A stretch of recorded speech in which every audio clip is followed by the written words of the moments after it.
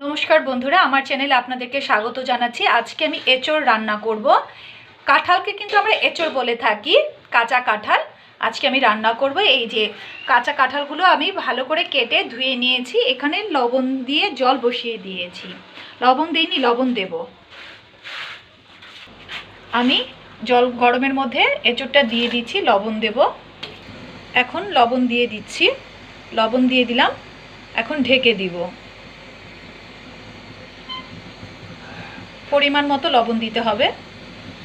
ভালো করে নাড়াচাড়া দিয়ে এখন ঢেকে দিচ্ছি। সেদ্ধ হওয়া পর্যন্ত অপেক্ষা করছি। আমরা এখন ঢাকনাটা উঠিয়ে দেখে নিচ্ছি যে সেদ্ধ হয়েছে কিনা।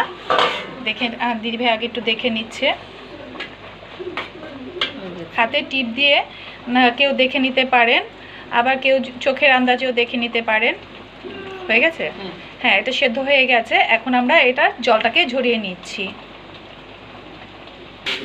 দিদিভাই এরকম করে ভাতের মার গালুনির মতো করে নিচ্ছে। কেউ ওই ঝাঁঝরির মধ্যে আপনারা ওরকম করে ঢেলে নিতে পারেন। জলটা ঝরিয়ে নিচ্ছি।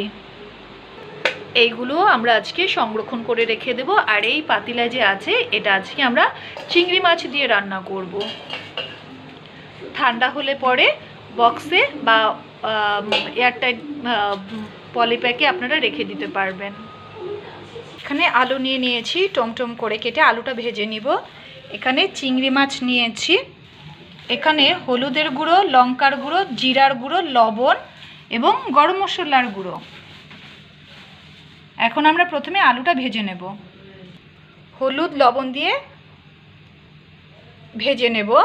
এই মাছটাতেও হলুদ ও লবণ দিয়ে ভেজে নেব। পরিমাণ মতো তেল দিয়ে নিচ্ছি। কালো কড়াই, আমাদের অনেক পুরনো কড়াইটা এটা। তেল গরম হয়ে গেছে। এখন আলুটা আগে ভেজে নিচ্ছি। আলু ভাজা পর্যন্ত অপেক্ষা করছি। এইগুলো একটু জল দিয়ে ভিজিয়ে নিচ্ছি। ঢাকনাটা উঠিয়ে এখন একটু নাড়াচাড়া দিয়ে নিচ্ছি। একটু ভাজা হয়ে গেছে। কেউ চাইলে আলু ভাজাটা উঠেও নিতে পারেন। আমরা এর মধ্যেই মাছটা দিয়ে দিচ্ছি। আবার কেউ চাইলে আলগাও ভেজে নিতে পারেন।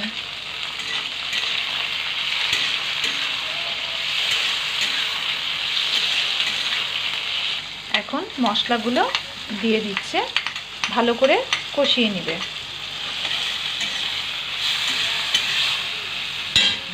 কষানো পর্যন্ত অপেক্ষা করছি।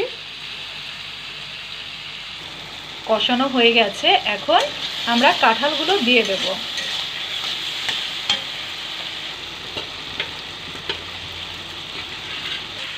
ভালো করে আগে কষিয়ে নিতে হবে।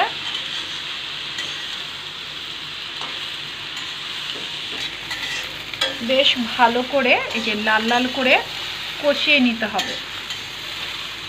খুব সুন্দর গন্ধ বের হয়ে গেছে। আমার এখানে একটু আলুর সমস্যা। এখন ভালো করে, একদম ভালো করে কিন্তু কষাতে হবে। এখন জল দিয়ে দিচ্ছে।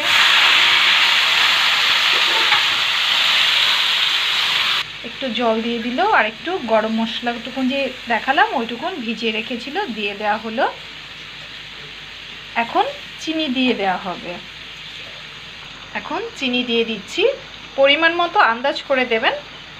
এখন এই ভালো করে এটাকে একদম গ্রেভি করে ফেলতে হবে। লবণ দেখে তারপর নামিয়ে নেব। ভালো করে নাড়াচাড়া দিয়ে একটু ঢেকে দিচ্ছে।